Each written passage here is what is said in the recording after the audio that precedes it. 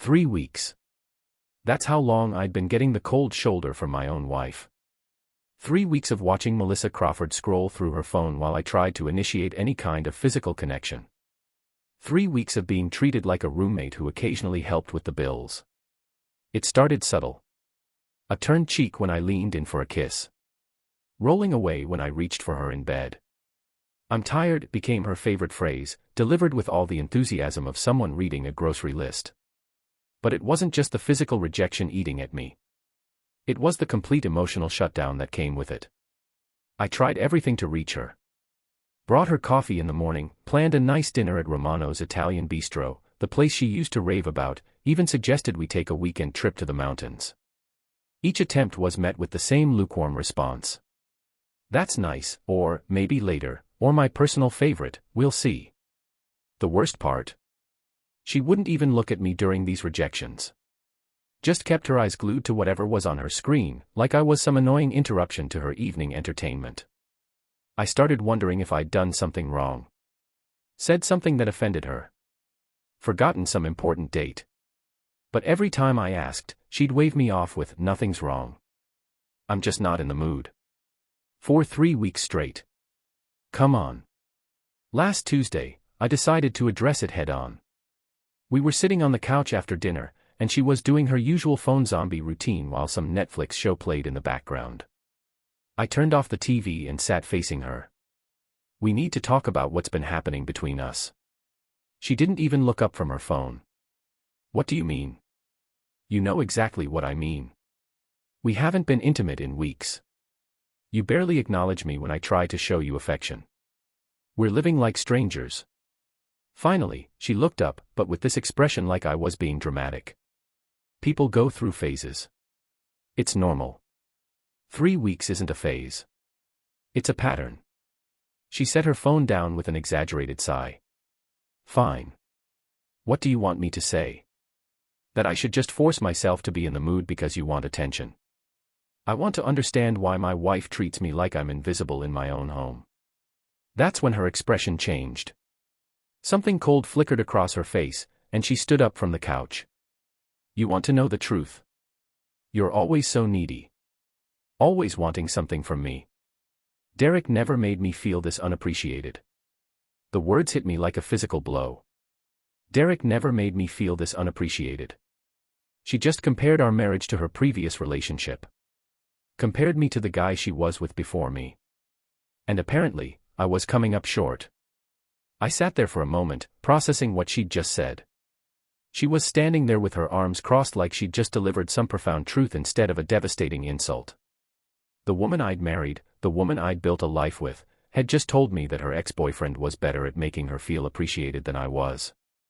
"So that's what this is about," I said quietly. "You're comparing me to him?" She rolled her eyes.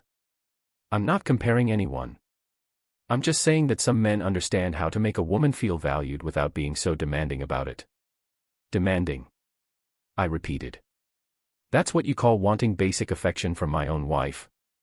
Demanding?" I stood up slowly, feeling something fundamental shift inside me. Not anger exactly, more like clarity. The kind of clarity you get when someone shows you exactly where you stand in their priorities. "I see. Don't be dramatic about this. You're making a bigger deal out of it than it needs to be." But I wasn't making a big deal. I was finally understanding the real deal. For 3 weeks, I'd been wondering what I'd done wrong. Turns out my crime was existing in the same space as her memories of someone else. My crime was not measuring up to some idealized version of a relationship she'd decided was better than ours. I walked upstairs without another word. Behind me, I heard her call out, "Where are you going?" "We're not done talking about this." But we were done. We'd been done the moment she decided our marriage was worth less than her nostalgia for someone who wasn't even in her life anymore. I sat on the edge of our bed, staring at the wall. Derek never made me feel this unappreciated. The sentence kept playing in my head like a broken record. She hadn't just rejected me. She'd ranked me, and I'd lost to a ghost. That night, she came to bed like nothing had happened. Brushed her teeth, did her skincare routine, climbed under the covers, and picked up her phone again. Business as usual for her. But something had changed for me. I wasn't angry anymore. I wasn't hurt anymore. I was done begging for scraps of attention from someone who clearly didn't think I deserved them. I was done competing with a memory. As I lay there in the dark, listening to her scroll through social media beside me, I made a decision. I wasn't going to plead my case anymore. I wasn't going to try to convince her of my worth. I wasn't going to ask for what should have been freely given. Instead, I was going to give her exactly what she seemed to want, space to appreciate just how undemanding her life could be without me in it. The calm before the storm. The next morning, I woke up with a strange sense of calm. For the first time in weeks, I wasn't planning how to reconnect with her. I wasn't thinking about romantic gestures or ways to spark conversation. I was thinking about logistics. She was already downstairs making coffee when I came down. Usually, I try to catch her before she left for work, maybe steal a kiss or ask about her day. Not today. I poured my own coffee, grabbed a banana, and headed for the door. "You're leaving early," she said, not really looking at me. Yep. I didn't elaborate. Let her wonder. At work, I did something I'd never done before. I called my bank and opened a separate checking account. Nothing dramatic, just moved a portion of my paycheck into an account with only my name on it. Then I made a list of everything that was mine versus ours versus hers. Turned out I'd been pretty generous over the years. Most of the valuable stuff had my name on it. When I got home that evening, she was on the couch in her usual spot. Phone in hand, some reality show playing that she wasn't really watching. "How was your day?" she asked, still not looking up. "Fine." That's it. Just fine. I sat in the chair across from her instead of on the couch next to her. "What else would you like to know?" She finally looked at me, confused by my tone. "I don't know. You usually tell me about work or what happened or something." "Do I?" "I hadn't noticed you were listening." Her eyebrows went up. "What's that supposed to mean?" "Nothing. Just making an observation." For the next few days, I kept this up. Polite but distant. I stopped initiating conversations about our relationship. Stopped asking about her day with any real interest. Stopped suggesting activities we could do together. When she made passive-aggressive comments about my behavior, I responded with the kind of diplomatic politeness you'd use with a coworker you didn't particularly like. By Thursday, it was clearly getting to her. "You're being weird," she announced during dinner. "Weird how?" "I don't know." "Different." "Cool." I looked up from my plate. "I'm giving you what you asked for. Space to feel undemanding." "That's not what I said." "You said I was too needy, so I'm being less needy." Problem solved. She put her fork down. "You're being passive-aggressive." "No, I'm being responsive." "There's a difference." "What does that even mean?" I leaned back in my chair. "It means I'm no longer going to pursue someone who clearly doesn't want to be pursued. You made it very clear that my attention feels like pressure to you. So consider the pressure officially lifted." "You're acting like a child." "Actually, I'm acting like an adult who listened to what his wife told him and adjusted his behavior accordingly." She stared at me for a long moment. "I didn't say I didn't want your attention. I said you were being needy about it, right? And apparently Derek had figured out how to give you attention without being needy about it. So obviously my approach was wrong." Her face flushed. "You're never going to let that go, are you?" "Let what go?" "The fact that you compared our marriage to your previous relationship and found it lacking." "Why would I let that go?" It was very educational. I was frustrated. People say things when they're frustrated. Sure they do. They say what they're really thinking. That weekend, while she was out with friends, I quietly gathered all my important documents. Birth certificate, passport, financial records, insurance papers. I organized them in a folder and put it in my car. Then I went through the house and made a mental inventory of what I'd brought into the marriage versus what we'd acquired together. The breaking point. Sunday evening, she tried a different approach. "I've been thinking about what we talked about," she said, settling next to me on the couch for the first time in days. "Which conversation was that?" "About us. About the intimacy thing." I muted the TV and turned to face her.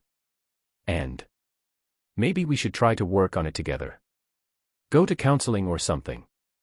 Counseling for what? For our communication issues. I almost laughed. Our communication seems pretty clear to me. You told me exactly how you feel about our relationship. I heard you loud and clear. You're twisting what I said. Am I? Because what I heard was that your ex-boyfriend was better at making you feel appreciated than your husband is. Did I misunderstand something? She was quiet for a moment. That's not how I meant it. How did you mean it? I meant that maybe you could learn from how other men approach relationships. Other men like Derek, I said flatly. Like men who understand that appreciation isn't just about physical attention. I nodded slowly. So this is still about me not measuring up to your standard, which is apparently based on another man. That's not what I'm saying. Then what are you saying? She fumbled for words. I'm saying that maybe we both need to try harder. You know what? You're absolutely right. I stood up and headed for the stairs. Where are you going? To try harder. Just not in the way you're expecting. That night, I lay in bed next to her, planning. She thought this was about me being sulky or throwing a tantrum. She thought I'd eventually come around, apologize for being distant, and things would go back to normal. She thought she could make a comparison like that and then smooth it over with some vague talk about working on things together. She was wrong. Monday morning, I took a personal day from work. Told my boss I had some family matters to attend to, which wasn't technically a lie. I was attending to the matter of my family falling apart.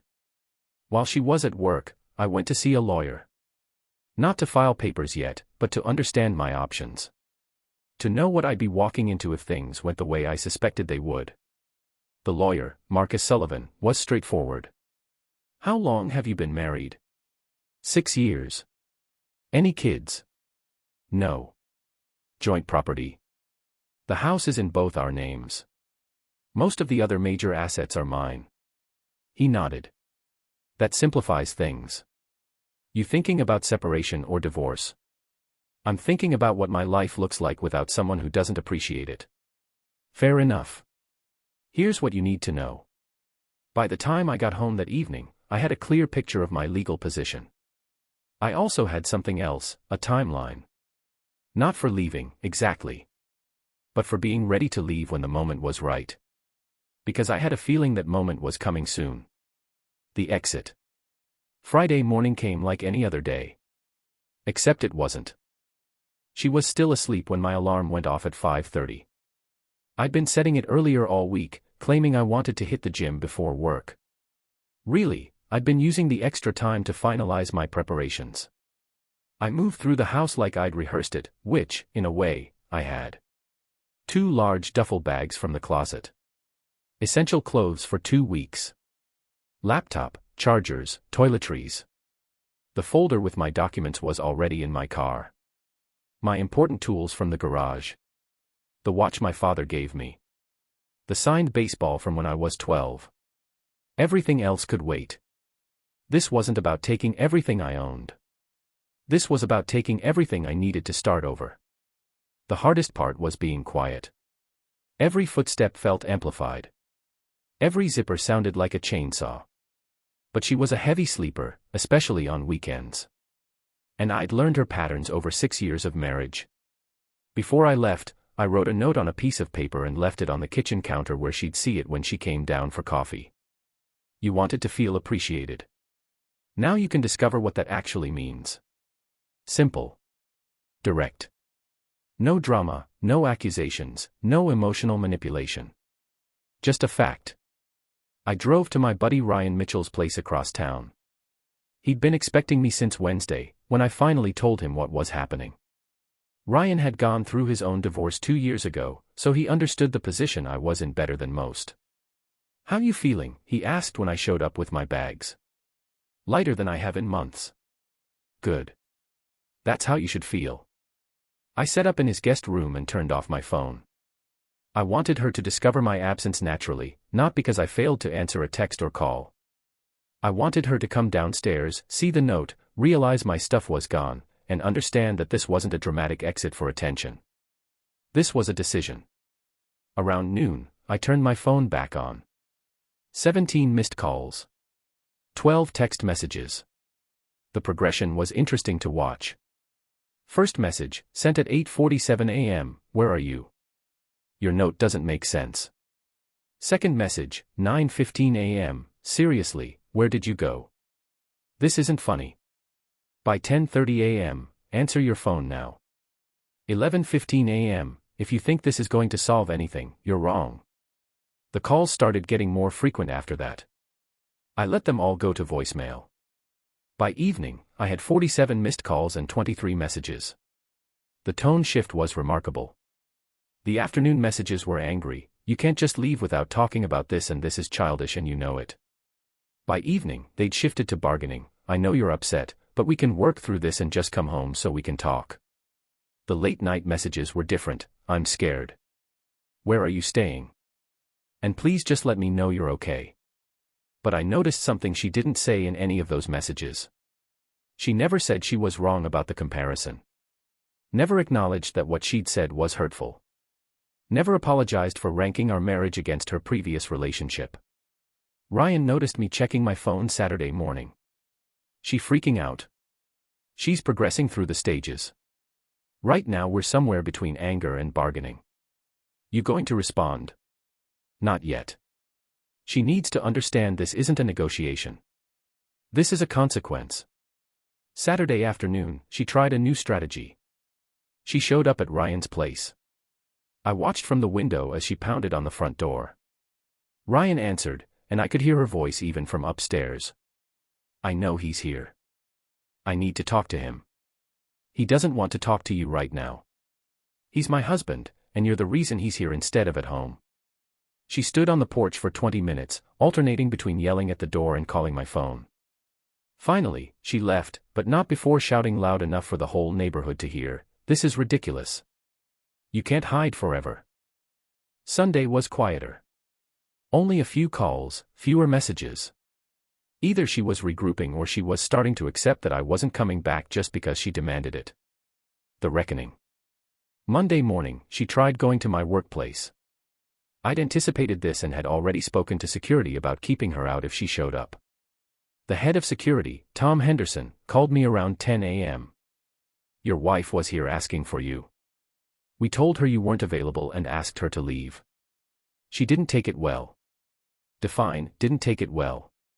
She caused enough of a scene that we had to escort her off the property. Nothing too dramatic, but she was definitely upset. The humiliation of being removed from my office building in front of my colleagues would hit her hard. She cared a lot about appearances, about what people thought of our marriage. Having security escort her out would feel like a public acknowledgement that our relationship was in serious trouble. That evening, the messages changed again. I can't believe you had me escorted out of your work like I'm some crazy person. Everyone's asking what's wrong with us. What am I supposed to tell them? This is affecting more than just us. Your behavior is embarrassing. My behavior. Even now, she was making this about what I was doing wrong, not about what had led us to this point. Tuesday night, she tried calling from her sister's phone, probably thinking I'd answer if I didn't recognize the number. I let it go to voicemail. The voicemail, I know you're ignoring my calls, but this is getting out of hand. I talked to my sister about what happened between us, and she thinks you're overreacting. We all say things we don't mean when we're frustrated. I said I was sorry. Except she hadn't said she was sorry. Not once in any of her messages. She'd explained, justified, minimized, and blamed, but she'd never actually apologized. Wednesday morning, I got a text that was different from all the others. I went to see a counselor yesterday. She said I need to take responsibility for my part in this. I'm trying to understand what I did wrong, but I can't fix it if you won't talk to me. For the first time since I'd left, she was acknowledging that she might have done something wrong. Not apologizing for it yet, but at least acknowledging it existed. But acknowledgement wasn't enough. Understanding that you hurt someone doesn't undo the hurt, and it doesn't change the fundamental issue. She'd compared our marriage to her past relationship and found it lacking. Even if she apologized now, even if she promised never to make that comparison again, the damage was done.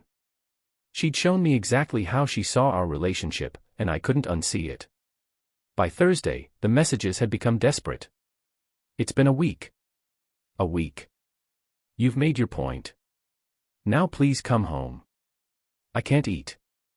I can't sleep. I can't focus on anything. Whatever you want me to say, I'll say it. Whatever you want me to do, I'll do it. But that was the problem. I didn't want her to say or do anything because I demanded it. I wanted her to value what we had without needing to be taught how. I wanted her to appreciate our marriage without comparing it to something else. And she'd proven she couldn't do that. Friday morning, exactly 1 week after I'd left, I got a call from her sister. Jennifer Crawford's name flashed on my phone screen. I almost didn't answer, but curiosity got the better of me. "She's losing her mind," were the first words out of her mouth. No hello, no pleasantries. She hasn't slept in 3 days. She's calling in sick to work. She sits in your house crying and staring at that note you left. Good morning to you too. Don't be sarcastic with me. Do you have any idea what you've done to her? I've given her exactly what she wanted. Space to feel undemanding. That's not what she wanted and you know it. I sat down on Ryan's couch, phone in one hand, coffee in the other. Actually, that's exactly what she said she wanted. She said I was too needy. She said Derek never made her feel unappreciated like I did. So I removed myself from the equation. She didn't mean it like that. How did she mean it? Silence on the other end. Then, she was just frustrated, right? And when people are frustrated, they say what they really think. She really thinks her ex-boyfriend was better at making her feel appreciated than her husband is. So now she's free to appreciate that memory without my needy interference. You're being cruel. I'm being honest. There's a difference. Her sister tried a different approach. Look, she knows she messed up. She's been beating herself up about it all week. Has she? Because in all the messages she sent me, she's never once apologized for what she said. She's explained it, justified it, minimized it, but she's never said, "I'm sorry for comparing our marriage to my previous relationship." She's scared you won't forgive her. She should be more scared that she meant what she said. What does that mean? It means you don't accidentally compare your spouse to someone else and find them lacking. That's not something that slips out when you're frustrated. That's something you've been thinking for a while. The conversation went on for another 10 minutes, with her sister trying every angle she could think of. I was being too harsh. Marriage was about forgiveness. Everyone makes mistakes. She'd learned her lesson. But the lesson she needed to learn wasn't about watching her words when she was frustrated. The lesson was about appreciating what you have before you lose it. And that was a lesson she was going to have to learn the hard way. After I hung up, I realized something had shifted in me over the past week. The anger was gone. The hurt was fading. What remained was clarity, crystal clear understanding of where I stood in her priorities, and crystal clear resolve about what I was going to do about it. The siege. Saturday, she tried something new.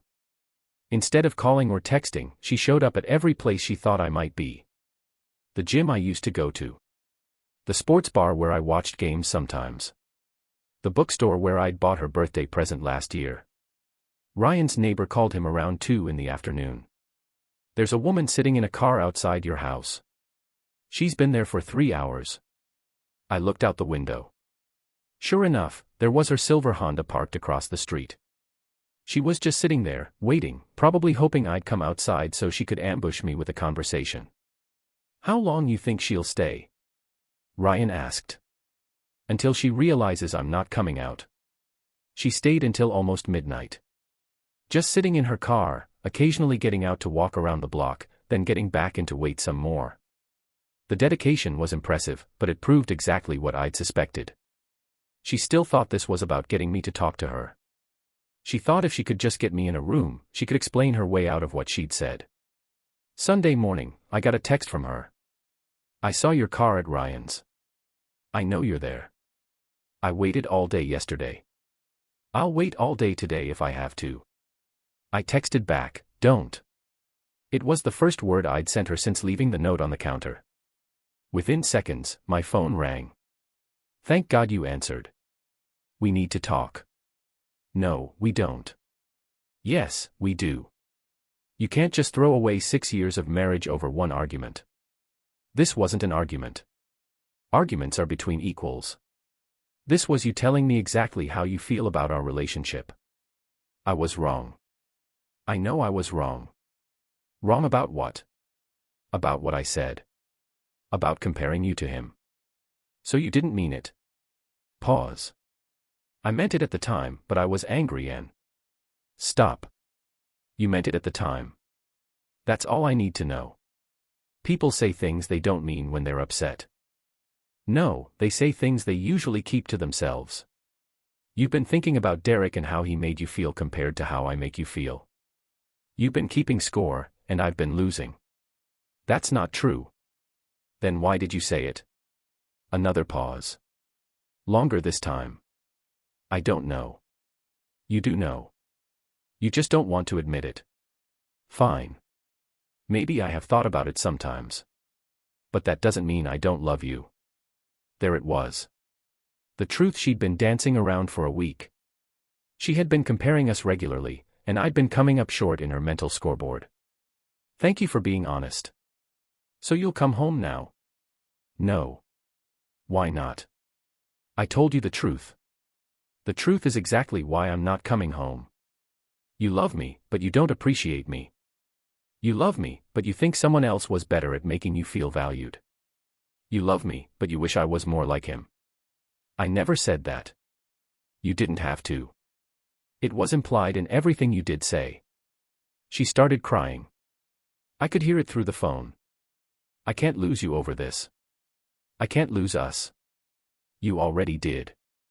The moment you decided our marriage was worth less than your memories of someone else. But I chose you. I married you. You settled for me. After realizing he wasn't coming back, you settled for what you could get. And for 6 years, I was grateful to be chosen. But I'm done being grateful for scraps. That's not how it was. Then how was it? Silence. Exactly. I hung up. Within an hour, I had 14 missed calls from her and a string of text messages that progressed from pleading to anger to bargaining and back to pleading. I can change. I'll never mention him again. We can go to counseling. I'll do whatever you want. Please don't give up on us. I'm sorry. I'm so sorry. The apology I'd been waiting for finally came, buried in a desperate text message. But it was too little, too late. Sorry doesn't undo the revelation that your spouse has been mentally comparing you to their ex for years. Sorry doesn't erase the knowledge that you've been found wanting in that comparison. That evening, Ryan found me sitting on his back porch with a beer, staring at nothing in particular. Rough day. She finally admitted she's been comparing me to her ex, said she thinks about it sometimes. Ouch. Yeah. But at least now I know I wasn't imagining things. All those times she seemed distant. All those times she acted like my affection was annoying rather than welcome. She was measuring me against some idealized memory of another man. What now? Now I stop letting her waste both our time pretending this marriage is something it isn't. Monday morning, I called the lawyer again and scheduled an appointment for that afternoon. It was time to stop reacting and start acting. It was time to make this official. Because I finally understood something important. You can't make someone appreciate you. You can't convince someone to value what they've already decided isn't valuable enough. And you can't compete with a ghost that exists only in their memory, perfect and untouchable. But you can refuse to spend your life trying. The family intervention. Tuesday morning, her sister called screaming. She hasn't eaten in 3 days. She's not sleeping. You need to come home right now. No. She's falling apart. I've never seen her like this. I sat down, coffee in hand. That's what happens when you realize what you've lost. How can you be so heartless? She made one mistake. One mistake. She's been comparing me to her ex for years. What she said wasn't a slip of the tongue. It was the truth finally coming out. She realizes she was wrong. Does she? Because when I asked her about it, she admitted she thinks about the comparison sometimes. That's not regret. That's getting caught. Her sister's voice cracked. Marriage is about forgiveness. This isn't about forgiveness. You can't forgive someone for how they truly feel. She showed me exactly where I rank compared to her ex, and I refuse to spend my life competing with a ghost. She needs you. She needs to learn that actions have consequences. Wednesday evening, both her sister and her mother, Patricia Crawford, showed up at Ryan's door. We need to talk, her mother announced. No, we don't. She's my daughter, and she's destroying herself over this. She destroyed our marriage the moment she compared it to her previous relationship. I'm just acknowledging what already happened. Her sister stepped forward. She's been crying for 2 weeks. She can't eat, can't sleep, can't function. Maybe she should have thought about that before telling me her ex never made her feel unappreciated. You took vows, her mother said. So did she. Hard to cherish someone while wishing they were someone else. She chose you. She settled for me after her first choice didn't work out. I was grateful to be chosen for 6 years. But I'm done being grateful for scraps. Her mother tried one last approach. What would it take to fix this? She'd have to become a completely different person. Someone who appreciates what she has instead of longing for what she doesn't have. Someone who doesn't keep mental scorecards between her current relationship and past ones. People can change. Can she change the fact that she's been thinking about her ex and how he made her feel compared to me? Can she change that when frustrated, her instinct was to compare our marriage to another relationship? Can she change that I've been losing a competition I didn't know I was in? Neither answered. That's what I thought. Her sister made one final plea. She's going to keep falling apart until you come back. Then she'll keep falling apart. I'm not coming back to be someone's second choice. I'm not coming back to spend my life trying to measure up to an ex-boyfriend. Thursday morning, I signed the divorce papers. The final conversation. Friday afternoon, 2 weeks after I'd walked out, I finally called her. She answered before the first ring finished. Thank God. Please come home. I'm so sorry. I've been such an idiot. I know what I said was terrible, but I love you. I choose you. I want to fix this. I let her finish. Let her get it all out. The apologies, the promises, the desperation. Are you done? Please just come home and we can work through this together. There's nothing to work through. You taught me something important about how you really see our marriage. And I'm grateful for that lesson. What lesson? That I was never enough compared to your ex. That when you married me, you were settling for what was available after your first choice didn't work out. That for 6 years, I've been competing with a memory and losing. That's not true. It is true. And you know what? Thank you for finally being honest about it. It saved me from wasting more years trying to be someone I'm not. I was wrong. I was angry and stupid and I said something horrible that I didn't mean. You meant every word. People don't accidentally compare their spouse to someone else and find them lacking. That comes from years of thinking about it. I can change. We can go to counseling. You can't change how you fundamentally feel about me. You can learn to hide it better, but you can't change it. And I refuse to spend my life being someone's consolation prize. Her voice broke. Please don't do this. I need you. No, you need to learn that you can't tell your husband he doesn't measure up to your ex and then expect him to stick around for more comparisons. But I love you. You love having a husband. You love the security and companionship. But you don't love me enough to appreciate me without comparing me to someone else. That's not fair. What's not fair is marrying someone while still emotionally invested in your past. What's not fair is making me compete with a ghost for 6 years without telling me there was a competition. She was crying now. I'll never mention him again. I'll never think about him again. Too late. You've already shown me where I stand. You've already revealed that when our marriage gets difficult, your first instinct is to compare it to another relationship and find it lacking. So that's it. You're giving up on us. I'm not giving up. I'm accepting reality. The reality is that you don't appreciate what you have until you lose it. The reality is that I deserve someone who chooses me first, not someone who settles for me after their first choice doesn't work out. I did choose you. You chose what was available. There's a difference. What can I do? Tell me what to do and I'll do it. There's nothing you can do. You can't undo 6 years of mental comparisons. You can't change the fact that I now know exactly how you see our marriage. And you can't make me forget that when you were frustrated with me, your response was to remind me that another man did it better. Please. I've already filed for divorce. You'll be served papers next week. This conversation is my courtesy call to let you know it's over. You can't just throw away everything we built. I'm not throwing it away. I'm finally acknowledging that what we built was never what I thought it was. I thought we built a marriage between two people who chose each other. Turns out we built a marriage between someone who chose and someone who settled. I never settled. Yes, you did. And now you get to experience what it's like to lose what you settled for. I won't sign the papers. You don't have to. After the waiting period, it'll go through anyway. But I'd recommend you sign them. Make this easy on both of us. This isn't over. Yes, it is. You wanted to feel appreciated. Now you can spend the rest of your life appreciating what you had after it's gone. I hung up and blocked her number. 3 months later, the divorce was final. I heard through mutual friends that she'd moved back in with her parents, that she'd tried dating but couldn't connect with anyone, that she'd told people she'd made the biggest mistake of her life. But mistakes can be forgiven. What she'd done wasn't a mistake. It was a revelation of her true feelings.